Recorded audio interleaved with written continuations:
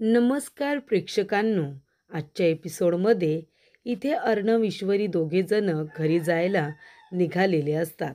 तेव्हा अर्णव ईश्वरीला म्हणतो की मी सिंदोर, आधी मी तुला घरी सोडतो, नंतर मी ऑफिसला जाईन, चालेल ना? तेव्हा इथे अर्णव ईश्वरी आता निघालेले असतात. तेवढ्यातच ईश्वरीचा पाय सटकतो आणि ती खाली पडणार. तेवढ्यातच अर्णव तिला सावरतो. त्यानंतर प्रेक्षकांनो, इथे अर्णव ईश्वरी दोघेजण एकमेकांकडे बघण्यातच मग्न झालेले असतात. इथे ईश्वरी अर्णवच्या नजरेमध्ये पूर्णपणे स्वतःला विसरून गेलेली असते. तेव्हा प्रेक्षकांनो, इथे अर्णव ईश्वरीला म्हणत असतो की मी सिंदोर, काय झालं, तू इथे स्वतःला विसरून गेलीस का? तेव्हा ईश्वरी म्हणते, नाही, असं काही नाही आहे. तेव्हा अर्णव म्हणतो, मी सिंदोर, एवढा कसला विचार करत होतीस? तेव्हा ईश्वरी म्हणते, नाही सर, मी कसलाही विचार करत नव्हते. तेव्हा प्रेक्षकांनो, इथे अर्णव म्हणत असतो की मी सिंदोर, तुला कळतंय ना, तुला खोटं बोलता येत नाही. तेवढ्यातच प्रेक्षकांनो, अर्णव आता स्वतःच विचार करतो आणि म्हणतो, मी सिंदोर, तुला इथे राहायचं आहे का? तेव्हा ईश्वरी म्हणते, नाही नाही, मला इथे राहायचं नाही आहे.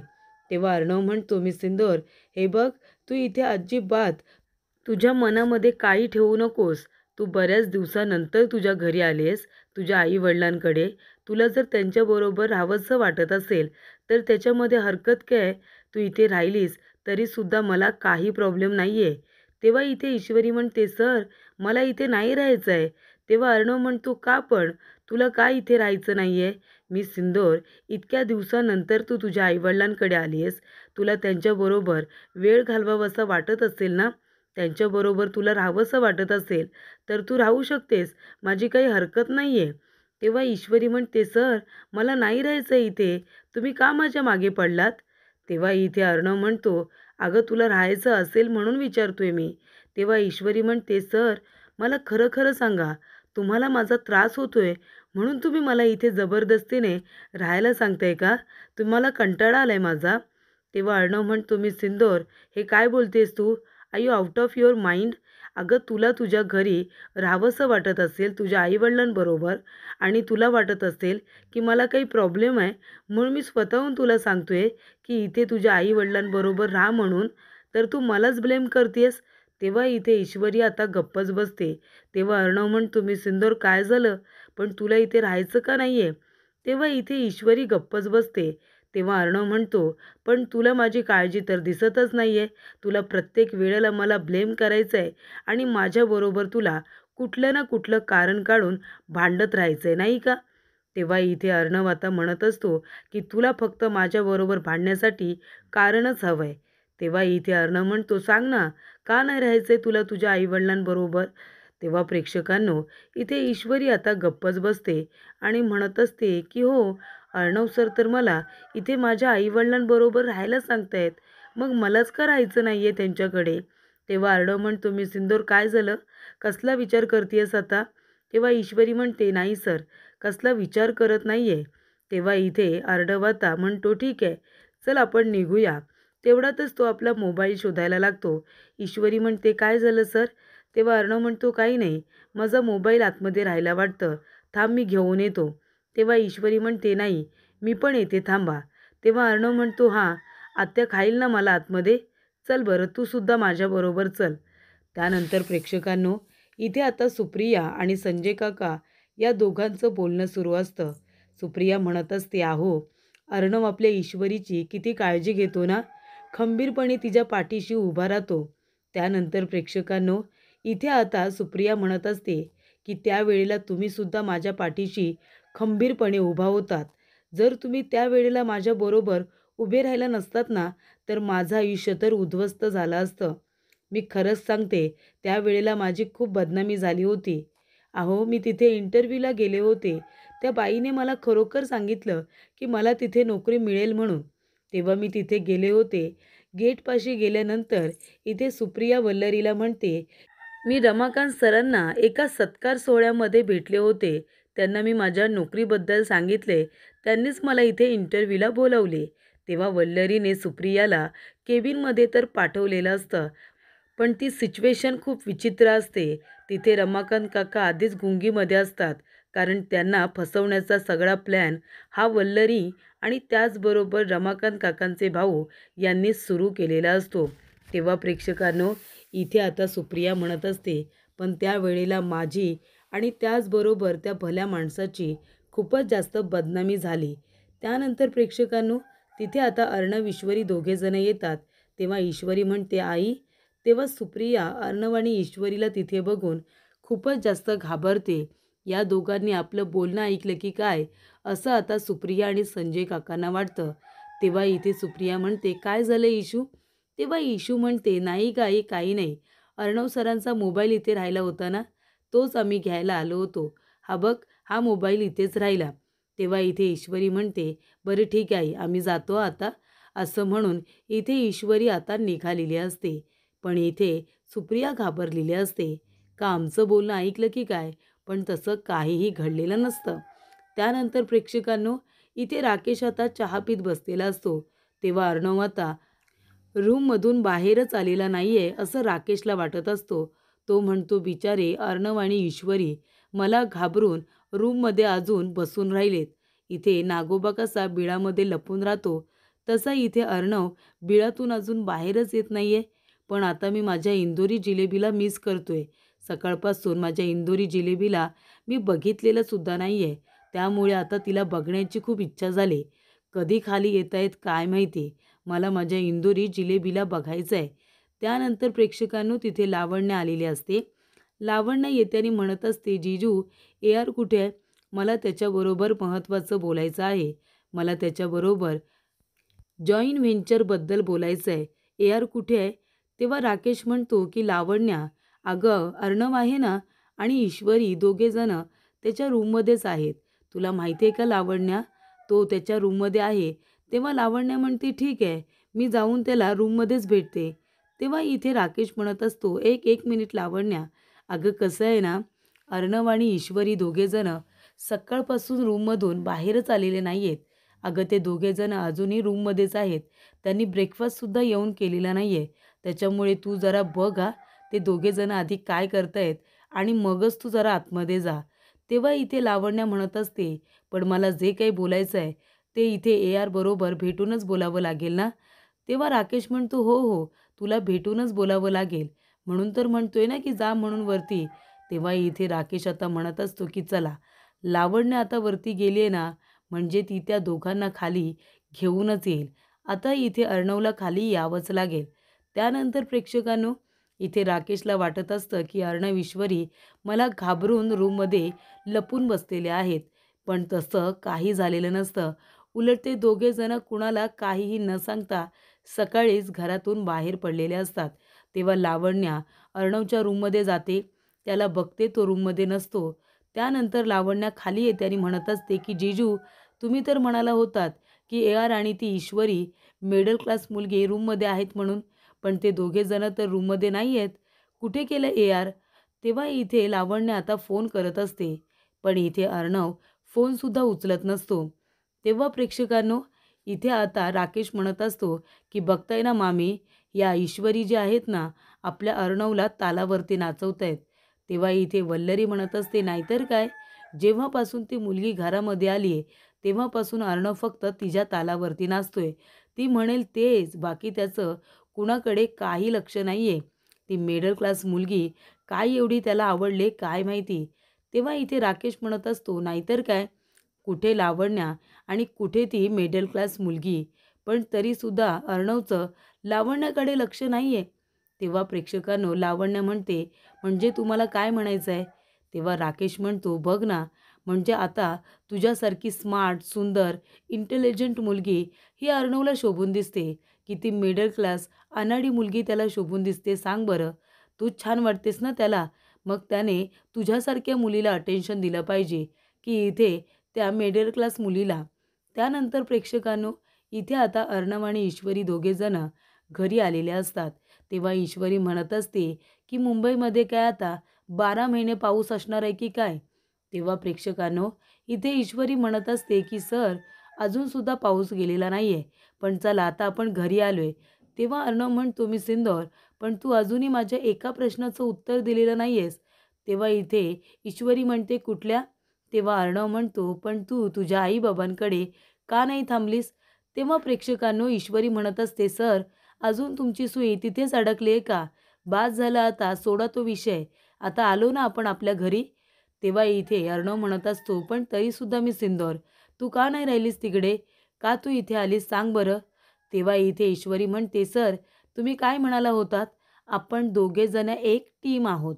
मग आपण दोघेजण एक टीम आहोत, तर त्या राकेशला धडा शिकवण्यासाठी आपण दोघांनी एकत्र असणं महत्त्वाचं आहे ना. म्हणून मी इथे आले सर तुमच्याबरोबर, तुमची साथ द्यायला. कळतंय तुम्हाला? बरं आता चला सगळेजण वाट बघत असतील. त्यानंतर अर्णव ईश्वरी दोघेही आता घरी आलेले असतात. तेव्हा प्रेक्षकांनो इथे मामा म्हणत असतात, अरे अर्णव ईश्वरी तुम्ही दोघेजण कुठे गेला होतात ते सुद्धा न सांगता? तेव्हा प्रेक्षकांनो इथे लावण्या म्हणत असते, की ए यार मी कधीपासून तुला फोन करते, फोन का नाही उचललास तू? तेव्हा इथे अर्णव म्हणत असतो, की मी गाडी ड्राईव्ह करत होतो ना, तेव्हा मला फोन उचलता आला नसेल. तेव्हा इथे अंजली म्हणत असते, अच्छा गाडी ड्राईव्ह करत होतास का? तरीच मी म्हणते आमचं हे क्यूट कपल सकाळ सकाळ गेलंय तरी कुठे, ते सुद्धा न सांगता. तेव्हा इथे आकाश म्हणत असतो, की डॅड तुम्ही दादाला विचारा की तुम्ही कुठे गेला होतात ते विचारू नका. तुम्ही डेटवरती गेला होतात का ते विचारा. तेव्हा इथे मामा म्हणतात, अरे वा तुम्ही दोघेजण डेटवरती गेला होतात का? तेव्हा इथे अर्णव म्हणतो, हो मामा आम्ही दोघेजण डेटवरतीच गेलो होतो. तेव्हा इथे अर्णव खोटं बोलतो प्रेक्षकांनो राकेशची जलवण्यासाठी. तेव्हा प्रेक्षकांनो इथे अंजली म्हणत असते, अच्छा म्हणजे तुम्ही दोघं इथे कुणाला काही न सांगता डेटवरती गेला होतात, पण आम्हाला का नाही सांगितलंत? तेव्हा अर्णव म्हणतो, कारण मला इथे मी सिंदूरला सरप्राईज द्यायचं होतं, म्हणून मी कुणाला काही सांगितलं नाही. मामा म्हणतात, अरे वा कशाला कुणाला काही सांगायची गरज आहे. बरं झालं तुम्ही दोघेजणं कुणाला काही न सांगता डेटवरती गेलात. खूप चांगलं केलं तुम्ही. तेव्हा अंजली म्हणते, हो ना आपल्याबरोबर वेळ घालवण्यापेक्षा दोघांनी एकत्र वेळ घालवला ना, ही सगळ्यात चांगली गोष्ट आहे. तेव्हा मामा म्हणतात, अर्णव खरंच तू खूप चांगलं केलंस की ईश्वरीला तू बाहेर घेऊन गेलास. तेव्हा इथे आता अर्णवला ठसका लागतो. तेव्हा ईश्वरी धावत पळत जाते, त्याच्यासाठी पाण्याचा ग्लास घेऊन येते. तेव्हा त्याला म्हणत असते, की सर वर बघा वर बघा, तुमची सासू तुमच्याकडे बघते. तेव्हा अर्णव म्हणतो, काय माझी सासू बघते म्हणजे तुझी आई? तेव्हा इथे आता ईश्वरी हसायला लागते आणि म्हणत असते, की सर तसं म्हणतात की सासू बघते वरती बघा, म्हणजे तुमचा ठसका लगेच निघून जाईल. तेव्हा प्रेक्षकांनो इथे आता ईश्वरी आणि अर्णव दोघेजण हसत असतात. तेव्हा इथे अर्णव म्हणतो, की पाणी दे. तेव्हा ईश्वरी आपल्या हाताने इथे अर्णवला आता पाणी पाजत असते. तेव्हा लावण्याला आता हे बघवत नाही आणि ती लगेच मध्येच म्हणते, की ए यार मला तुझ्याबरोबर महत्त्वाचं बोलायचं आहे. मला जॉईंट व्हेंचरबद्दल तुझ्याशी डिस्कस करायचं आहे. तेव्हा चल आपण बोलूया. तेव्हा अर्णव म्हणतो, की हे बघ लावण्या, जॉईंट व्हेंचरबद्दल मी आकाशला सगळं काही समजावून सांगितलं आहे. तेव्हा आकाश तू लावण्याबरोबर हे सगळं बोलून घ्या. तेव्हा इथे ईश्वरी आता पुन्हा अर्णवला पाणी पाजायला लागते. तेव्हा प्रेक्षकांनो इथे आता मामा लगेच म्हणतात, की अरे बापरे आपण एक काम करूया, आपण या दोघांना आता थोडा एकांत देऊया नाही का, थोडी प्रायव्हसी देऊया. मी तर बाबा जातो. तेव्हा अंजली म्हणते, हो ना मी पण जाते बाबा पाणी प्यायला, मला पण तहान लागली. तेव्हा प्रेक्षकांनो आकाश म्हणतो, की लावण्या चल मी तुला जॉईंट व्हेंचरबद्दल महत्त्वाच्या काही टिप्स देतो, तू चल माझ्याबरोबर. त्यानंतर प्रेक्षकांनो इथे आता मामीसुद्धा लगेच तिथून निघून जाते. उरलेला असतो तो राकेश. राकेश आता त्यांच्याकडे रागाने बघत असतो. राकेश गेल्यानंतर इथे आता ईश्वरी म्हणत असते, की सर तुम्ही खोटं का बोललात की आपण दोघेजण डेटवरती गेलो होतो? तेव्हा अर्णव म्हणतो, मी सिंदूर आपल्याला माहिती आहे की आपण डेटवरती गेलो नव्हतो, पण त्या राकेशला कुठे माहिती आहे? त्याला जळवण्यासाठी मी मुद्दामून म्हणालो की आपण दोघेजण डेटवरती गेलो होतो म्हणून. तेव्हा ईश्वरी म्हणते, अरे हो सर, हे तर माझ्या लक्षातच आलं नाही. सर तुम्ही खूप मस्त आयडिया केली हा. छान जळवली त्या राकेशची. आपण किती हॅपी कपल आहोत हे आपण पुन्हा एकदा त्याला दाखवून दिलं नाही का? तेव्हा इथे नाटक करता करता आता ईश्वरी अर्णव दोघेजण एकमेकांची जरा जास्तच काळजी घेत असतात आणि खूप जास्त रोमॅन्टिकसुद्धा होत असतात. त्यानंतर प्रेक्षकांनो इथे आता लावण्याला राग आलेला असतो. लावण्या वल्लरीला म्हणत असते की मी यांचं हे वागणं अजिबात टॉलरेट करू शकत नाही. तेव्हा तिथे राकेश येतो आणि म्हणतो, पण हे जर असंच चालू राहिलं ना तर आपण या दोघांना कुणीही थांबवू शकत नाही. तेव्हा लावण्या म्हणते म्हणजे? तेव्हा राकेश म्हणतो की हे जर असंच चालू राहिलं तर बळजबरीच्या सूनबाई इथे हक्काने सूनबाई व्हायला अजिबात वेळ नाही लागणार. तेव्हा इथे लावण्या म्हणते, मी तसं कधीच होऊ देणार नाही. तेव्हा राकेश म्हणतो, म्हणजे काय? हे बघ, आता अर्णव आणि ईश्वरी दोघेजणं डेटवरती जात आहेत, बाहेर फिरायला जात आहेत आणि अर्णव ईश्वरी दोघेजणं एकाच रूममध्ये सुद्धा राहतात. मग आता सतत माणूस एकाच रूममध्ये जर एका व्यक्तीबरोबर असेल तर मग त्या व्यक्तीबरोबर वेळ घालवणं असू दे, एकमेकांच्या सवयी आवडणं असू दे, हे तर होतंच ना. त्यामुळे आता जरी बळजबरीचं नातं असेल तरीसुद्धा अर्णवला त्या ईश्वरीजींच्या प्रेमात पडायला अजिबात वेळ लागणार नाही. कळतंय का तुला लावण्या? तरी इथे अर्णव त्या मुलीच्या प्रेमात खरोखरसुद्धा पडू शकतो. त्यामुळे हे जबरदस्तीचं नातं खऱ्या नात्यात बदलायला अजिबात वेळ लागणार नाही आहे. तेव्हा इथे लावण्या म्हणते, मग आता काय करायचं? तेव्हा वल्लरी म्हणते की आपल्याला विचारपूर्वक काहीतरी करावं लागेल. सततची चिडचिड करून, इथे रागराग करून काही होणार नाही आहे लावण्या. तुला काहीतरी ठोस पाऊल हे उचलावं लागणार आहे, ते सुद्धा विचारपूर्वक. तेव्हा इथे आता लावण्या म्हणते की मी इथे ARला माझ्या आयुष्यातून कुठेही जाऊ देणार नाही आहे. तेव्हा इथे राकेश म्हणतो, पण हे जर असंच चालू राहिलं ना तर अर्णव तुझ्या आयुष्यातून निघून त्या ईश्वरीकडे जाईल, कळते का तुला? तेव्हा इथे लावण्या म्हणते, मी असं कधीच होऊ देणार नाही. त्यासाठी माझ्याकडे एक प्लॅन आहे. तेव्हा राकेश म्हणतो, कसला प्लॅन? तेव्हा लावण्या म्हणते की इथे AR आणि ती मिडल क्लास मुलगी ते दोघेजणं किती मिसमॅच कपल आहेत ते आपल्या सगळ्यांना तर माहिती आहे. पण आता आपण ते दोघेजणं किती मिसमॅच कपल आहेत ना ते संपूर्ण जगाला दाखवून देणार आणि त्याचबरोबर मी ARला दाखवून देणार की ती तुला अजिबात न शोभणारी आहे.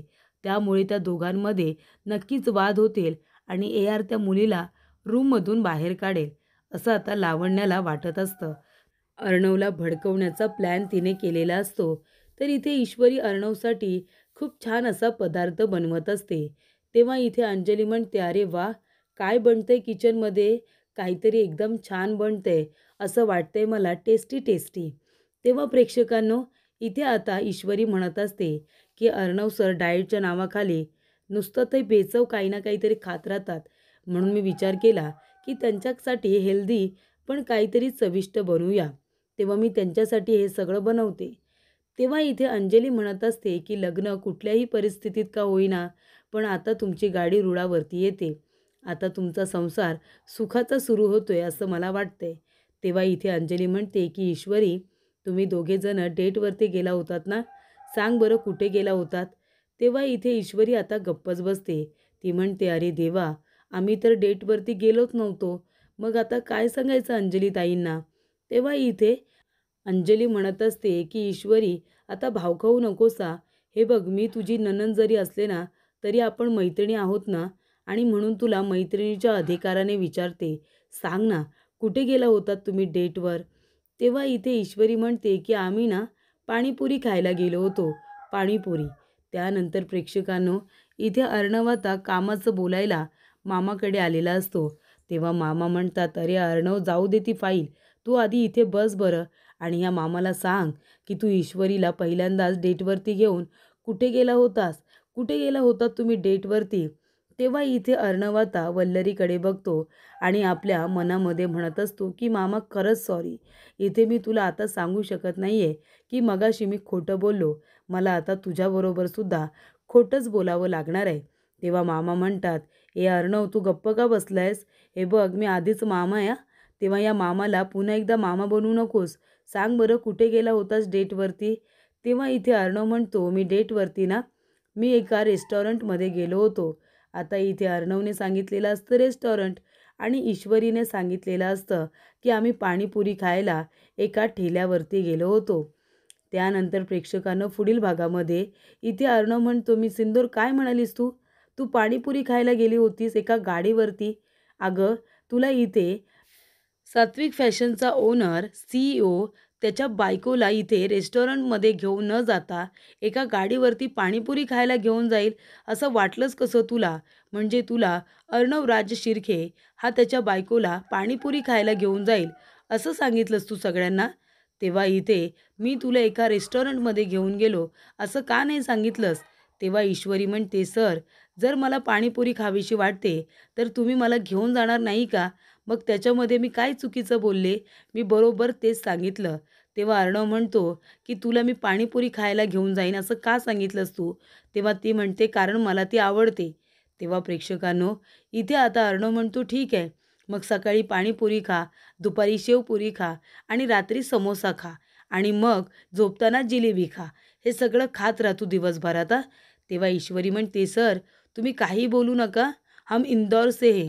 जाऊ दे, मला तुमच्याशी काही बोलायचंच नाही आहे, मी जाते इथून. आणि ईश्वरी जाऊन आता जिलेबी बनवत असते. ती म्हणते, त्या माणसाचा चेहरासुद्धा मला माझ्या डोळ्यासमोर नको आहे आता, मला त्यांचं तोंड बघायचं नाही आहे. तेव्हा अर्णव म्हणतो, काय म्हणालीस? तुला माझं तोंड बघायचं नाही आहे? तेव्हा ईश्वरी म्हणते, तुम्ही इथे कशाला आलात? तेव्हा अर्णव म्हणतो, मी माझ्या हाताने तुला जिलेबी भरवायला आलोय. आणि अर्णव आपल्या हाताने इथे आता ईश्वरीला जिलेबी भरवतो आणि ती सुद्धा प्रेमाने खात असते.